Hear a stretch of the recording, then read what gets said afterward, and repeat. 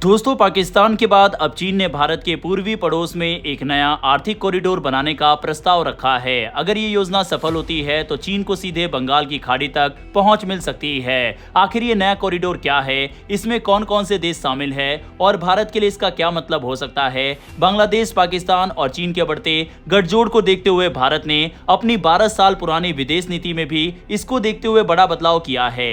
जानते हैं ये पूरा मैटर क्या है और क्यों ये भारत के लिए बड़ी चिंता का विषय होने वाला है। चलिए जानते हैं डिटेल में। दरअसल पिछले कुछ वर्षों से चीन अपने पड़ोसी देशों के साथ बड़े बड़े इंफ्रास्ट्रक्चर प्रोजेक्ट पर काम कर रहा है। इस रणनीति के तहत उसने पाकिस्तान के साथ चीन पाकिस्तान आर्थिक गलियारा यानी सीपैक विकसित किया, जिसके जरिए चीन को अरब सागर तक पहुंच मिली। अब चीन की नजर भारत के पूर्वी हिस्से पर है। इस बार उसने चीन, म्यांमार और बांग्लादेश को जोड़ने वाले एक नए आर्थिक कॉरिडोर का प्रस्ताव दिया है। ये प्रस्ताव उस समय सामने आया जब बांग्लादेश के प्रधानमंत्री तारिक रहमान हाल ही में चीन के दौरे पर गए थे। बीजिंग में हुई बातचीत के दौरान चीन के राष्ट्रपति शी जिनपिंग ने इस कॉरिडोर का समर्थन किया। दोनों देशों के बीच व्यापार, परिवहन और आर्थिक सहयोग बढ़ाने पर भी चर्चा हुई। चीन का कहना है कि इस परियोजना से तीनों देशों के बीच सड़क, रेल और बंदरगाहों का बेहतर नेटवर्क तैयार होगा, जिससे व्यापार और निवेश को बढ़ावा मिलेगा। अगर इस प्रस्ताव को समझे तो इसकी शुरुआत चीन के युआन प्रांत के कुनमिंग शहर से हुई। वहां से ये रास्ता म्यांमार के मंडाले तक पहुंचेगा। इसके बाद एक मार्ग यांगून और दूसरा क्याकफू बंदरगाह की ओर जाएगा। फिर सड़क और रेलवे के जरिए ये बांग्लादेश के चटगांव और कॉक्स बाजार तक पहुंचेगा। यानी चीन सीधे बंगाल की खाड़ी तक एक नया संपर्क मार्ग तैयार करना चाहता है।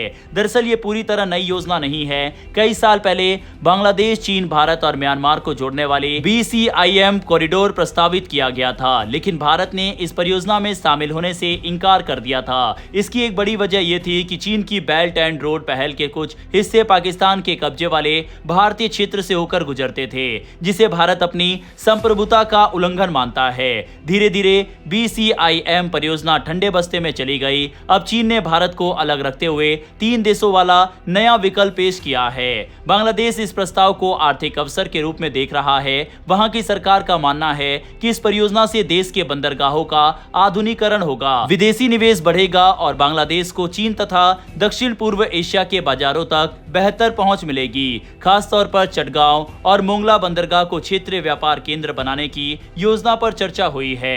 हाल ही में बांग्लादेश ने मोंगला बंदरगाह के पास बनने वाले एक आर्थिक क्षेत्र के विकास के लिए चीन की सरकारी कंपनी के साथ समझौता भी किया है। हालांकि ये योजना जितनी आकर्षक दिखाई देती है, उसके सामने उतनी ही बड़ी चुनौतियां भी मौजूद है। सबसे बड़ी समस्या म्यांमार है। पिछले कई वर्षों से म्यांमार गृह युद्ध और राजनीतिक अस्थिरता का सामना कर रहा है। जिन इलाकों से ये प्रस्तावित कॉरिडोर गुजरना है, उसमें से कई क्षेत्रों पर वहां की सेना का पूरा नियंत्रण भी नहीं है। खासकर रखाइन राज्य, जहां बंदरगाह स्थित है, लगातार संघर्ष का केंद्र बना हुआ है। ऐसे हालात में सड़क, रेलवे और बड़े इंफ्रास्ट्रक्चर प्रोजेक्ट को सुरक्षित तरीके से पूरा करना आसान नहीं होगा। रिपोर्टों के मुताबिक म्यांमार में सुरक्षा स्थिति इतनी खराब है कि चीन के कुछ पुराने निवेश भी प्रभावित हुए हैं। कुछ परियोजनाओं को बंद करना पड़ा और कुछ को दूसरी जगह स्थानांतरित करना पड़ा।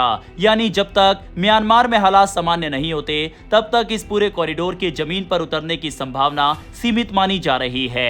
अब सवाल उठता है कि भारत के लिए यह प्रस्ताव कितना महत्वपूर्ण है। फिलहाल ये केवल एक प्रस्ताव है और उसके निर्माण में कई साल लग सकते हैं, लेकिन रणनीतिक दृष्टि से यह भारत के लिए जरूर महत्वपूर्ण है। चीन पहले ही पाकिस्तान के जरिए अरब सागर तक पहुंच बना चुका है। अगर भविष्य में उसे म्यांमार और बांग्लादेश के रास्ते बंगाल की खाड़ी तक भी मजबूत संपर्क मिल जाता है, तो हिंद महासागर क्षेत्र में उसकी मौजूदगी और प्रभाव दोनों बढ़ सकते हैं। कई एक्सपर्ट्स का मानना है कि चीन लंबे समय से ऐसे वैकल्पिक रास्तों की तलाश कर रहा है जिनके जरिए वे मलक्का स्ट्रेट पर अपनी निर्भरता कम कर सके। ये समुद्री मार्ग दुनिया के सबसे व्यस्त व्यापारिक रास्तों में से एक है। यदि चीन को जमीन के रास्ते बंगाल की खाड़ी तक पहुंच मिलती है, तो उसके लिए व्यापार और ऊर्जा आपूर्ति के नए विकल्प खुल सकते हैं। भारत इस पूरी स्थिति पर नजर बनाए हुए है, क्योंकि चीन पहले से ही दक्षिण एशिया के कई देशों में बंदरगाह, सड़क, रेलवे और औद्योगिक परियोजनाओं में भारी निवेश कर चुका है। ऐसे में ये नया कॉरिडोर केवल आर्थिक परियोजना नहीं, बल्कि एक दीर्घकालिक रणनीतिक पहल के रूप में भी देखा जा रहा है। यही कारण है कि इस पर भारत के साथ साथ अमेरिका सहित कई अन्य देश भी नजर रखे हुए हैं। दूसरी ओर पिछले 12 साल से चली आ रही एक परंपरा को बदलते हुए सरकार ने पहली बार एक अनुभवी अनुभवी राजनेता को बांग्लादेश में भारत का उच्चायुक्त बनाकर भेज दिया है।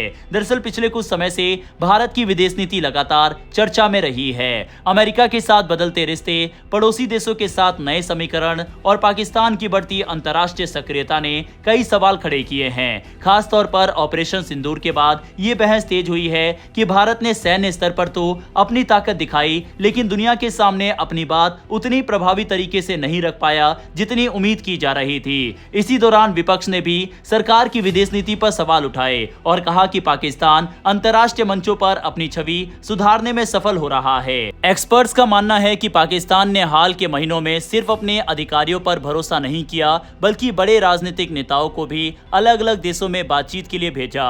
ईरान और अन्य देशों के साथ संपर्क बढ़ाने में वहां के शीर्ष नेताओं ने सीधे भूमिका निभाई। इससे ये संदेश गया कि पाकिस्तान अपनी विदेश नीति में राजनीतिक स्तर पर भी सक्रिय है।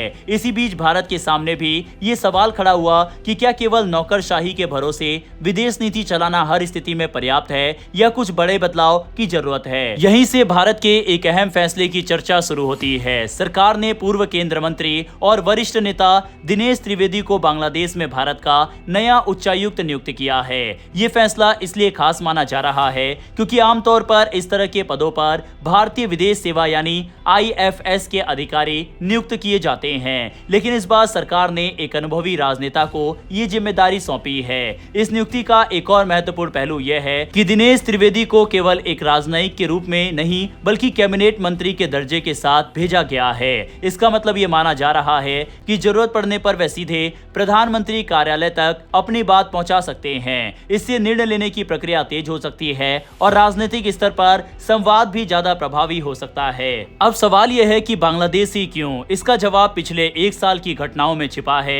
बांग्लादेश में राजनीतिक बदलाव के बाद दोनों देशों के रिश्तों में कुछ तनाव देखने को मिला था। कई मुद्दों पर दोनों देशों के बीच पहले जैसी सहजता नहीं रही। ऐसे समय में भारत एक ऐसा प्रतिनिधि भेजना चाहता था जो सिर्फ सरकारी अधिकारी के रूप में नहीं बल्कि राजनीतिक अनुभव रखने वाले व्यक्ति के रूप में भी बातचीत को आगे बढ़ा सके। दिनेश त्रिवेदी का राजनीतिक अनुभव भी काफी लंबा रहा है। उन्होंने कांग्रेस, जनता दल और तृणमूल कांग्रेस जैसी पार्टियों में काम किया। बाद में वे भारतीय जनता पार्टी में शामिल हुए। वे भारत के रेल मंत्री भी रह चुके हैं और पश्चिम बंगाल की राजनीति को करीब से समझते हैं। चूंकि पश्चिम बंगाल और बांग्लादेश के बीच ऐतिहासिक, सांस्कृतिक और भौगोलिक संबंध काफी गहरे हैं, इसीलिए माना जा रहा है कि उनका यह अनुभव भारत के लिए उपयोगी साबित हो सकता है। दिलचस्प बात यह भी रही कि उन्होंने सड़क मार्ग से बांग्लादेश में प्रवेश किया। इसे केवल यात्रा का तरीका नहीं बल्कि एक प्रतीकात्मक संदेश माना गया। इसका संकेत यही था कि भारत दोनों देशों के रिश्तों को सामान्य और मजबूत बनाने की दिशा में सकारात्मक पहल करना चाहता है। उनके पहुंचते ही वीजा सेवाओं को फिर से शुरू करने जैसे कदमों ने भी ये संकेत दिया कि दोनों देशों के बीच संपर्क बढ़ाने पर जोर दिया जा रहा है। हालांकि ये पहली बार नहीं है जब भारत ने किसी राजनेता को विदेश में महत्वपूर्ण जिम्मेदारी दी हो। आजादी के बाद भी ऐसे कई उदाहरण मिलते हैं। पंडित जवाहरलाल नेहरू ने अपनी बहन विजय लक्ष्मी पंडित को संयुक्त राष्ट्र में भारत का प्रतिनिधित्व करने भेजा था। बाद में वह संयुक्त राष्ट्र महासभा की पहली महिला अध्यक्ष भी बनी। इसी तरह कई अन्य नेताओं को भी समय समय पर विदेशों में महत्वपूर्ण जिम्मेदारियां दी गई। यानी भारत के इतिहास में राजनीतिक नियुक्तियों की परंपरा पहले भी रही है। अब माना जा रहा है कि सरकार इस मॉडल को आगे भी अपना सकती है। ऑपरेशन सिंदूर के बाद भी भारत के कई वरिष्ठ नेताओं को अलग अलग देशों में भेजकर भारत का पक्ष रखने की कोशिश की गई थी। इसीलिए संभावना जताई जा रही है कि भविष्य में कुछ महत्वपूर्ण देशों में अनुभवी राजनेताओं को और राजदूत या उच्चायुक्त जैसी जिम्मेदारियां दी जा सकती है ताकि राजनीतिक स्तर पर संवाद और मजबूत हो सके। हालांकि ये कहना अभी जल्दबाजी होगा कि इस नई रणनीति से भारत की विदेश नीति में कितना बड़ा बदलाव आएगा, क्योंकि किसी भी नीति का सफलता का आकलन उसके परिणामों से होता है। लेकिन इतना जरूर कहा जा सकता है कि सरकार ने एक अलग रास्ता अपनाने की शुरुआत की है और आने वाले समय में इसके असर पर पूरी दुनिया की नजर रहेगी। बहरहाल दोस्तों, बांग्लादेश से निकल कर आई इन सभी खबरों पर अपनी राय कमेंट बॉक्स में लिखकर बताइएगा। डेली ऐसी वीडियो के लिए नीचे दिए गए सब्सक्राइब बटन को प्रेस कर बेल आइकन को जरूर दबा लें। फिर मिलेंगे ऐसी एक नई वीडियो के साथ। धन्यवाद। जय हिंद, जय भारत।